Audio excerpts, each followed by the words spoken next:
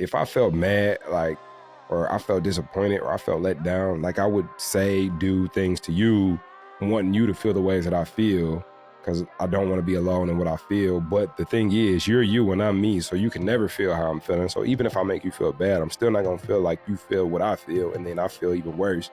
And it just doesn't do good for anybody. And I become a menace. I'm like the Tasmanian devil, and it just doesn't work out right.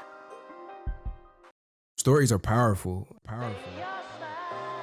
Welcome to the Rise, Recover, Live podcast, brought to you by The Phoenix. This is a space where people impacted by substance use can come to share their story of strength and resilience, get open and honest, and inspire hope and build community through shared experience. We'll be talking to people in our community on their own recovery journey and shine a light on the topic of recovery in all its forms. Maybe you'll hear some of your story in theirs. Let's show the world that together we rise, recover, and live. What's up, everybody, and welcome to another episode of the Rise, Recover, Live podcast. We are your hosts, Bryce III, he, him pronouns. Liz McKean, she, her pronouns. What up, Liz? How you feeling? How's your energy? My energy is, I'm tired. It's been a hard couple of weeks, but I am getting through. Also, I'm just going to throw a whole wrench in our conversation here. Had a longtime listener say to me, what if instead of saying, how's your energy, back to Bryce, sometimes you say, what did he say? How's your conduct? So that was something that somebody had said to him that he really enjoyed. I was like, is he an electrician? Like, what is? No. How's your alternate current? How is your conduct? And I immediately was just like, that makes me feel like I'm in trouble. But then also I started to think about it and I was like, oh, I think I have some cool answers. So what do you think about giving it a try? I absolutely positively don't know how to answer that, but I appreciate you shifting things up, because I like when life does that. It throws me the curveballs. It keeps me on my toes. I don't necessarily prefer chaos, but a beautiful thing in recovery is I'm able to show up and be in chaos and be productive in the midst of it. Mm-hmm. What I will do, though, is answer how's my energy.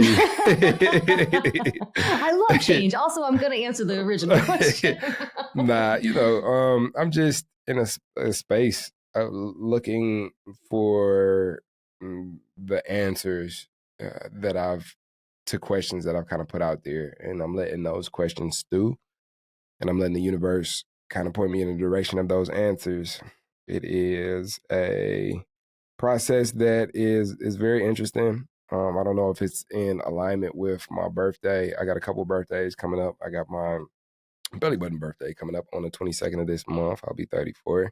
And I have my 12-step program birthday coming up in July, which will be 10 years.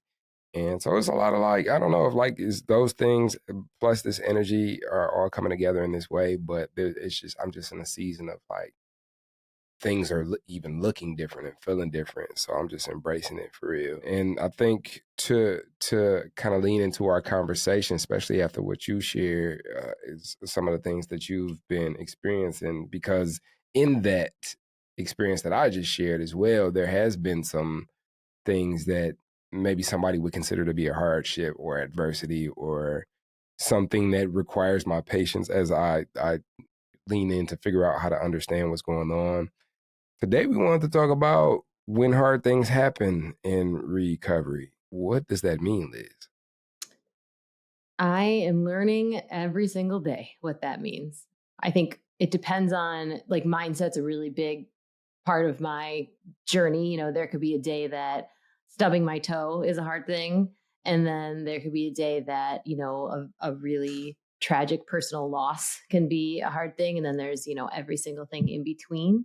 And, that seems like just such a ridiculous variety of things and way too big of a spectrum. But then when I look back at pre-sobriety, any one of those things would have the same exact solution, which would be let me grab something on the outside of me and put it inside of me. And then I don't have to feel it anymore, whether that's a stubbed toe or, the loss of someone that I loved or a big change in my life, things there was never anything that I wouldn't try to solve by that. So I feel like when I think about hard things in sobriety and new coping mechanisms for them, it does run the gamut. It does count, no matter where on the spectrum it is. What does it mean to Yeah, you? I think it's so interesting that the tools that you used to possess or lean on was to reach for something outside of yourself. And, for people who have dealt with like alcoholism or addiction, like the first thing that could come to mind is like, okay, well, now I don't reach for those things anymore because I'm on this side where I'm not picking those things up. And I will say that also another thing outside of myself that I reached for was to try to make other people feel some of the grief and pain and agony that I was feeling by saying mean things or doing mean shit or like lashing out. And like these are behaviors that weren't necessarily tied to like this substance, which was another thing outside of myself that I reached for. Like this was something that I had to learn emotional plasticity, regulation. I had to learn how to show up with these things that I was feeling in a way that I didn't give what I'm feeling to somebody else. Cause that was the thing I would do. Like I would, if I felt mad, like, or I felt disappointed or I felt let down, like I would say, do things to you, wanting you to feel the ways that I feel. Cause I don't want to be alone in what I feel. But the thing is, you're you and I'm me. So you can never feel how I'm feeling. So even if I make you feel bad, I'm still not going to feel like you feel what I feel. And then I feel even worse. And it just doesn't do good for anybody. Yeah, and I become a menace. I'm like the Tasmanian devil, and it just doesn't work out right. And so, how do we shift from what are things outside of ourselves that even beyond a bottle or something that changes our mood and alters our mind do we reach for when hardship occurs that we can take a look at and pivot or reframe to where it becomes a productive thing?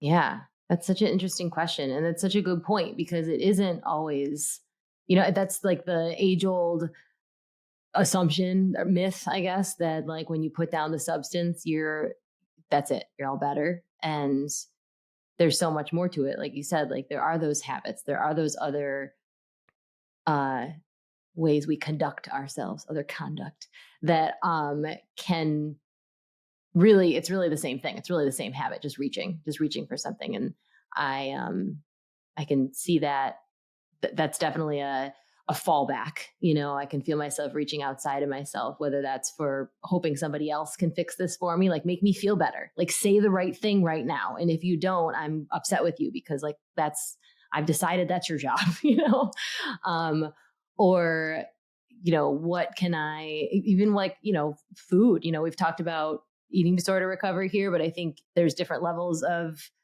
comfort with food. And there's times that maybe that's helpful and times that maybe that's really dangerous too. And also times that just doesn't solve anything. So I think that's a really smart thing to do is to notice what where you're reaching, even if it's not for the thing that you used to reach for that nearly killed you. It still could be something outside of you instead of looking inside of you. And how do you learn that? Like that's a So I used to negate the importance of time. I've talked about this on multiple occasions and multiple different platforms, but I used to negate the importance of time because I came from an environment where there were people that were 20, 30 years older than me doing some of the same shit that I was doing. mm, And so I would say, like, why would I, and the thing would be like, you seniority status, you respect us. And it's like, why would I if you're doing what I'm doing? So I used to look at like people who were older than me, like, time doesn't matter. Like, time is not important.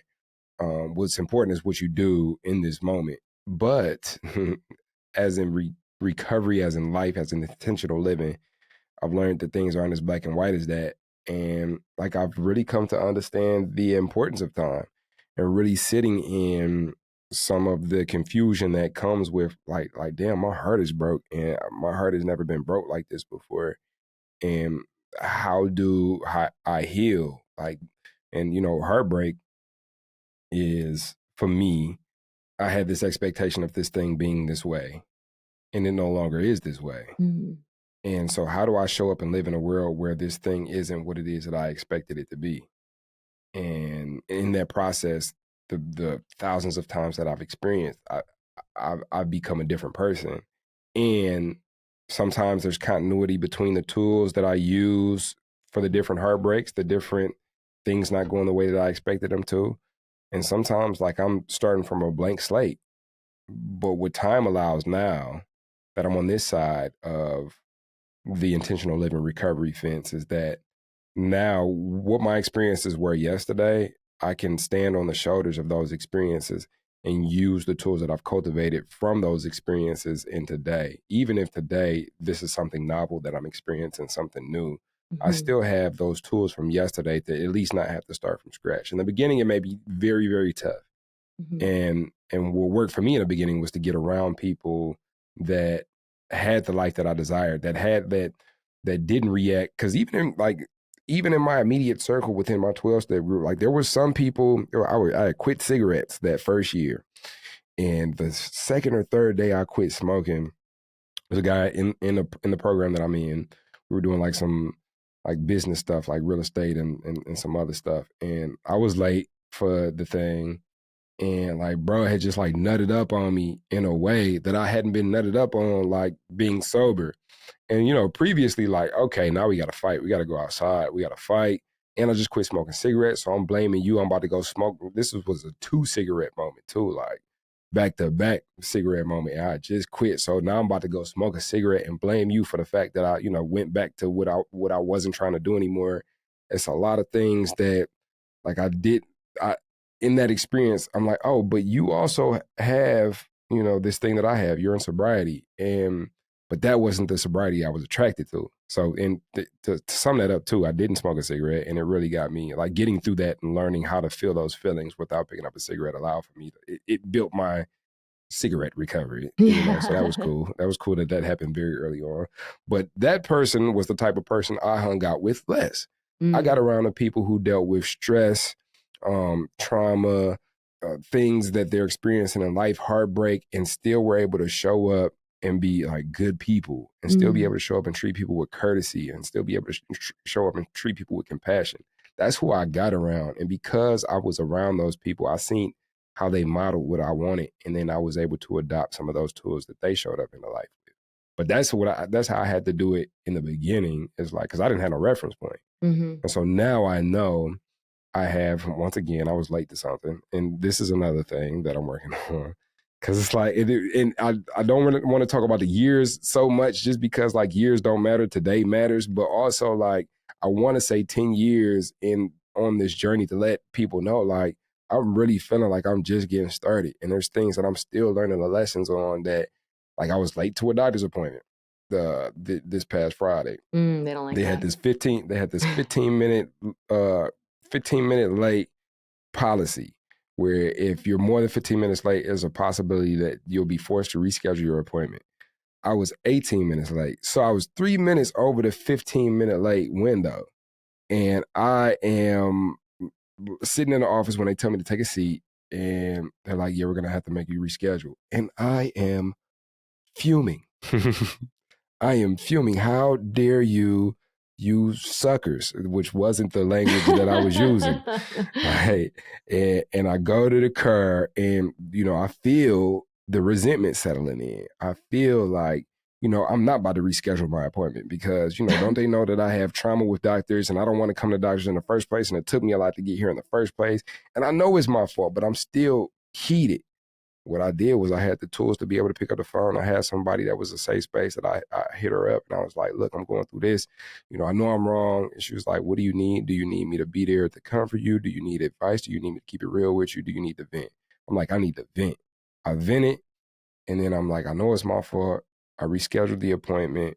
It's tomorrow. And, now I can work on like what I have control over, which is like being on time. But it's like stuff like that. Then I went back in the office and it was this guy that came in and talked to the clerk and he's like cussing the clerk out over this CAT scan thing or something like that. And it's like, damn, I could be that guy. And I'm like, I felt even better that, you know what I'm saying? I'm just in there like, yes, let's reschedule. Yes, I know I'm wrong. Yeah. But I felt so much better that that's not the energy that I'm in.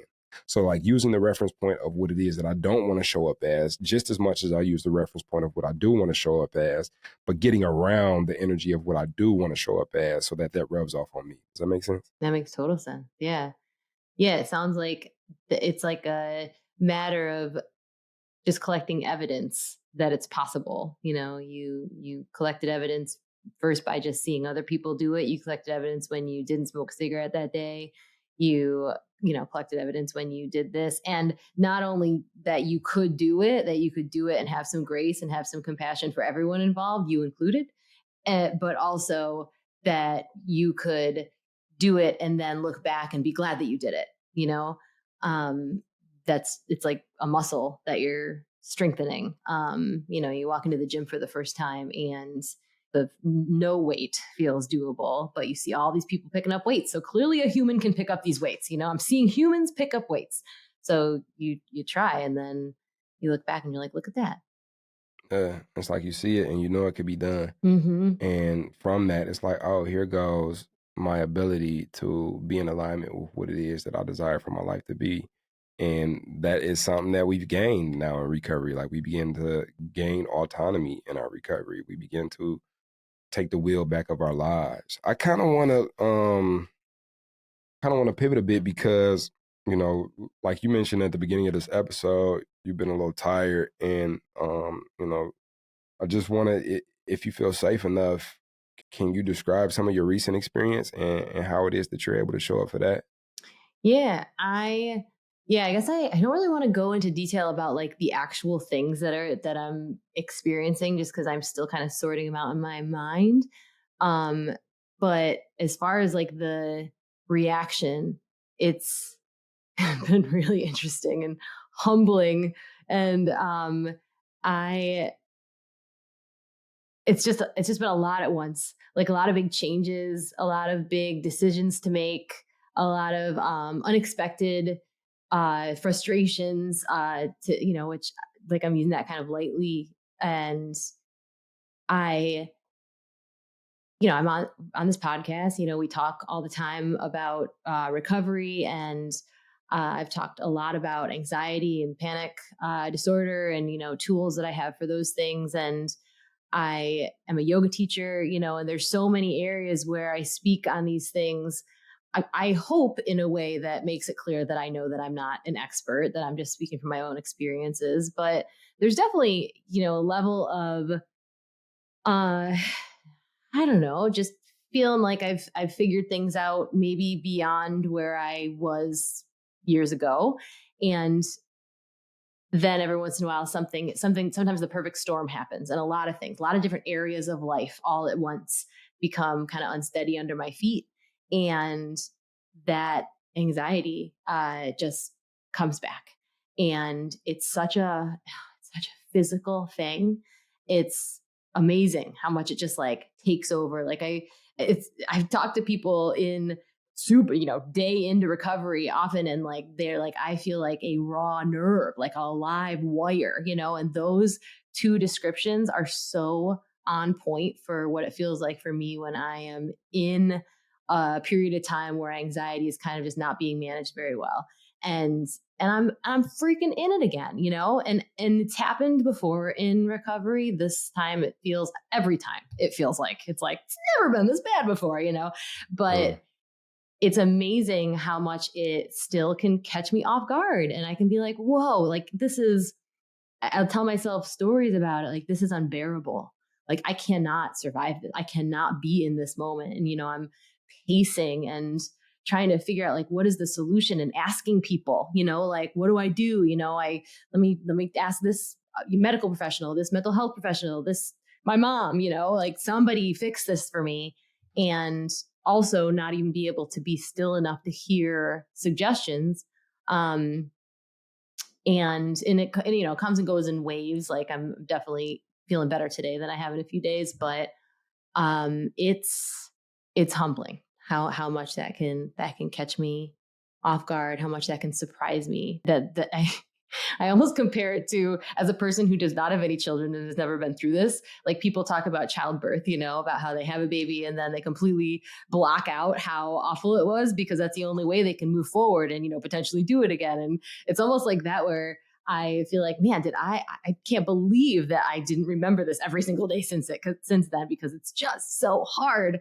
And there's no easy fix. There's no easy button. When I was drinking, there was an easy button. I mean, it made everything else fall completely to pieces and play the tape forward and everything. And it was definitely much, much worse. But there was that thing in the moment that felt like an easy button. And now there is not that. There's only relying on tools, many of which really need to be done when I feel okay. Like when I'm in a good place, I need to get a good night's sleep. I need to drink enough water. I need to, take time for myself and say kind things to myself. And I got away from a lot of those things for not even that long.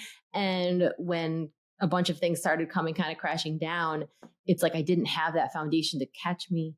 And now I'm in like the hard part of it. So a little bit of journaling is not going to be quite as helpful, but I still need to do it because that's going to slowly build me back up to the point that I feel like I can get my head above water. So I know I'm using a lot of like metaphors and kind of vague references, but I guess my point is I'm in it. I'm kind of like in the anxiety moment right now. And I know it's not going to go away tomorrow. And it's been a real lesson in patience and grace and just like deep, deep faith. Like we said this in one of the other episodes, like that I am okay. Like I am inherently okay. Like nothing, like I'm safe in this moment. And I know that I have the strength and the tools and the resources and the, people who love me to get through it. And it's not going to last forever.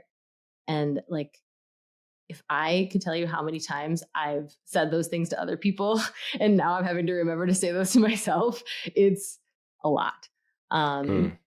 So it's been a hard time, and I'm so grateful to be able to be present for it, and to not immediately be reaching for the thing that once I reached for and just made things so much worse. But yeah, I guess that's where I'm at right now.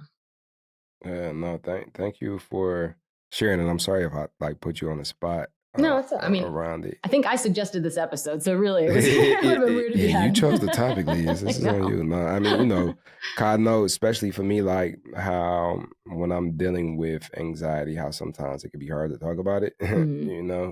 Sometimes I don't want to talk about it. Mm-hmm. And you said something that was very interesting. How like previously, like I had an easy button. It made everything else fall to shambles, but I pressed the button and this thing happened. And I don't know about you, but like for me, it became a point to where like that wasn't easy. Like that was hard. And somebody told me something. I think it was my money coach. She told me something that really had clicked for her. When it's like there are things that like can sometimes feel like a mountain for me. Like that I'll see other people do, and it's like, oh, it looks so easy to you. Like, why is this so hard to me? And I don't know, maybe who knows? Maybe we're all wired differently or whatever, right?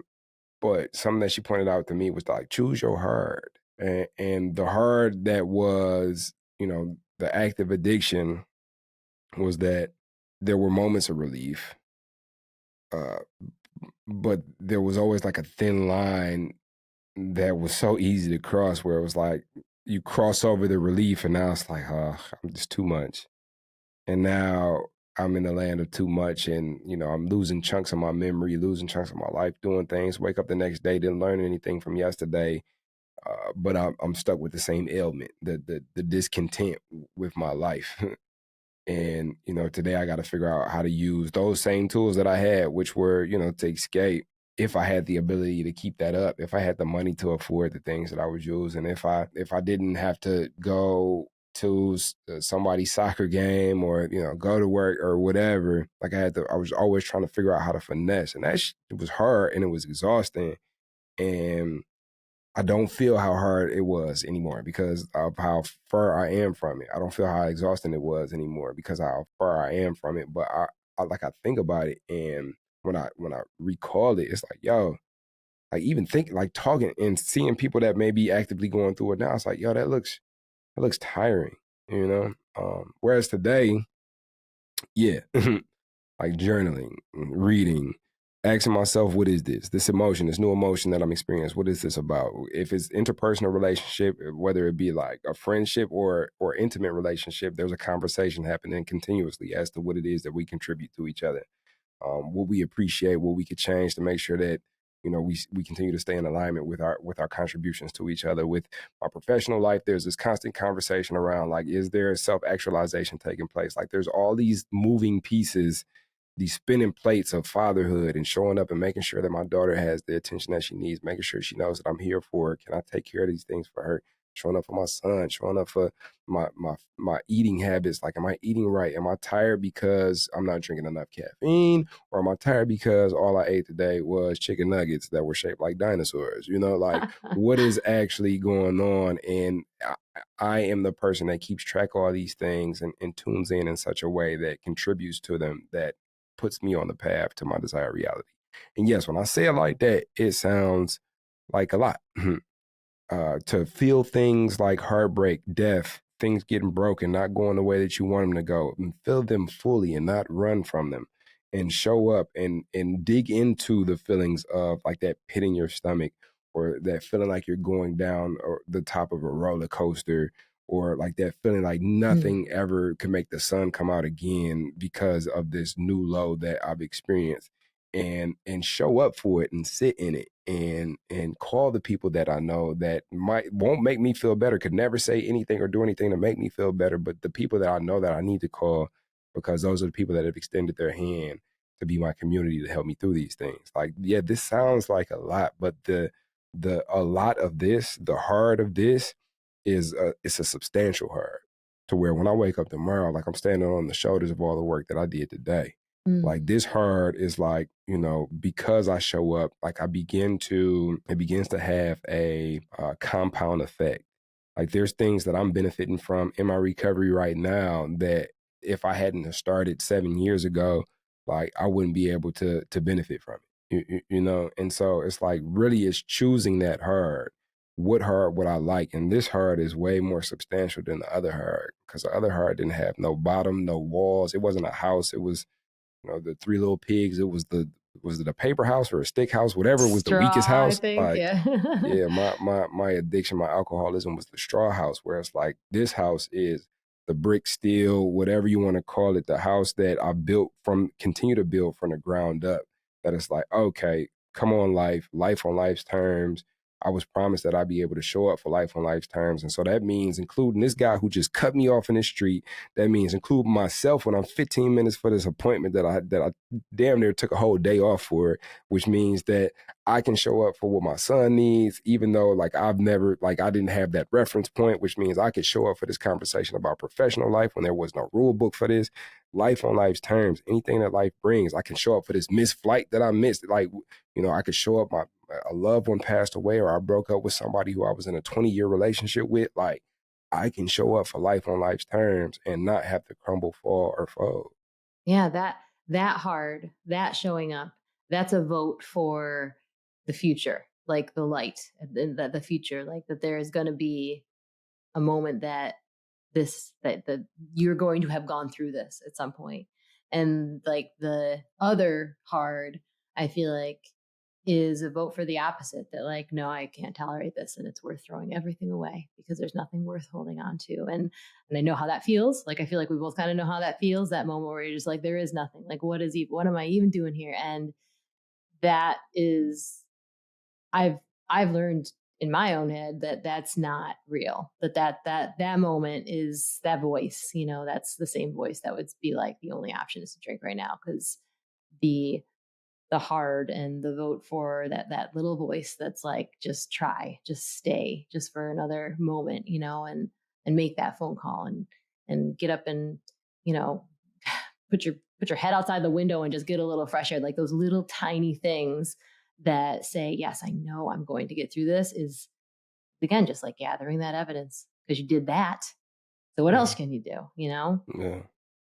Yeah. And I think, and we don't want to go into the trillion hour territory for this episode. And I'm sure this is a topic we'll touch on time and time again.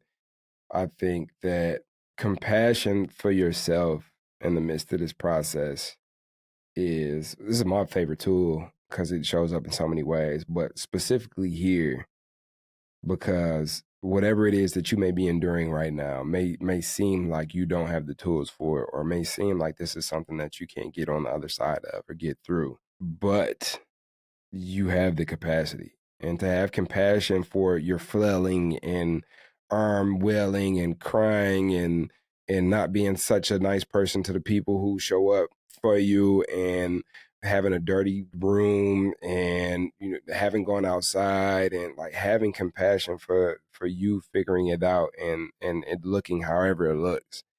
And then after injecting that compassion, maybe reaching for some of these tools. Like, okay, well, maybe I've been in the house for 3 days. Maybe let me go outside and let me, hear the birds real quick. Let me see the sun. Maybe, next time somebody asks me what's wrong, I don't tell them to fuck off.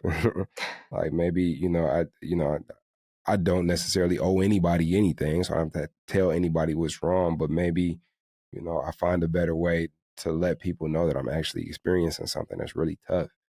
Uh, the more we have compassion for ourselves and it looking ugly and allowing it to look ugly allows for us to cultivate the strength, the tools, and the wisdom that allow for us to show up for life. So if you're going through something right now, like, know we here with you. Know that's what this space is created for, so we can build community. Know you're not the only one going through things, although I can never know what you're going through because I'm not you. And I would just suggest that you learn how to pace yourself. Mhm. Learn how to allow for you to be exactly as you are right now, because this is part of your process. And I have one little tangible tool that's been helping me lately, that just to throw out something in case it helps somebody else, if that'll share, that might be so simple that everybody does it. I just figured it out. Um but it's kind of doing exactly what you just said, but on paper is what I've been doing. And I'm a person who has terrible handwriting, and I can't write as fast as I can think. And so it drives me crazy to try to journal. So I pull out a Google Doc and do this on my computer. You can do it on your phone or whatever. And what I've been doing is just setting a timer for 15 minutes and just putting something on paper, and usually starts out with something like, I don't know why I'm doing this. This is stupid. I have nothing to say, or something like that. I'm just like, like whatever, like vitriol is inside of me. And then I'll just say like all the things that I'm feeling and that I'm frustrated with, and that I just can't imagine I'm going to get through this. And like, I'll just get it out until I'm almost like panting, and then pause and then respond, like in that voice that you're talking about, in that compassionate voice, in that, like, the way I might talk to you, like just the way I would talk to somebody who was suffering and struggling, that I love very much, or, honestly, even that I just met. Because we just are able to have often compassion, I think, for others before we're able to find that for ourselves. So, and that's really helped because I am able to find those words and believe them. And they seem to come out kind of naturally. It almost feels like it's like I had to get the other stuff out of the way, before like that compassion itself came forward. And there are days that it feels like it's a just very loving, almost like maternal voice, and there's other days that it comes out with a little bit of a come to Jesus, like this is what we're going to do, like here's the plan, we're going to make a list of what's going to happen next. oh, lists. Yeah, I know, every once in a while, like my journal's list, and that's really been helpful. So if you're having trouble finding that voice, and you really want it to come from within you, that's maybe something to try. If you hate it, don't do it. And also, we have a whole big community that is just full of people who have gone through things, and everybody's got different tools and different suggestions. And we're like over 100,000 strong across the country and beyond right now. And we're so fortunate in that we really, even those moments that we feel like we're so alone, we're not. I don't know what I would do without this community. Yeah, well, that's a good segue. Over 100, you said 100,000 strong. Well over. I think we might even be double that at this point. So how do people listening to this episode get in contact with that community? Well, the quickest way that we usually recommend is to download the Phoenix app, whatever kind of phone operating system you have. The Phoenix has an app where you can join events. If there's not events happening in person in your community, you can join things that are happening online, live online. It's not just, a video that you're watching, although you can do that too. And if there are things happening locally, you can attend them. We also have, groups that you can hop into, whether you want to talk about hiking. We've got a group called A Safe Space where, folks have gone in there after, things like tragic things have happened in the world that they need to connect about. And that is constantly growing. That app is just constantly evolving. So that's a great way to start. If you are not an app person, you can also go just to thephoenix.org and sign up for an event and just get started there, because there's always somebody that you can connect with. And we might have a group in there. We actually absolutely do. That was going to be much more clever than it came out. There's a group in there for the podcast community. So join us at the Rise, Recover, Live podcast group, because we'd love to chat with you and see what your tools are. And yeah, just connect and remind each other that we're not alone. Yeah, and even keep this conversation rolling. I'm sure this won't be the last time that we talk about when hard things happen. I think that it's important to really be conscious about having these conversations, because everything is in cotton candy and rainbows, and I wouldn't want it that way. I don't think, but I know how it is, and we have the capacity to be able to show up for it. Whatever life brings, I've seen it. We have the capacity to be able to show up for whatever life brings. So let's continue to create community. Let's continue to keep this conversation going. See you in the community group on the app for the Rise, Recover, Live. Come talk to us. Talk to me and Liz. Let us know what you liked about this episode. Let us know how you show up for difficult things in your life. Come share tools, trade tools with people in that community. And we'll catch you next time on the next episode of Rise, Recover, Live, the podcast. So now you're excited. Bryce, Liz, how do I get involved with the Phoenix? Well, my friend, it is super simple. We actually have an app. Head over to the Google Play Store or the Apple App Store, or look in the show notes of this podcast, wherever you're listening to or watching this podcast, and go download the Phoenix app. The Phoenix app makes it so easy to find classes that are near you, or to access our virtual class schedule where you can hop on from the comfort of your home. You can also join our groups and have a conversation with someone from the Phoenix community from anywhere in the world. Please make sure that you join the podcast group where you can connect with Bryce and I and other listeners. Everything that you need is in the show notes. You can also head to our website at www.thephoenix.org. And maybe while you're there, you click the volunteer tab and get even more involved.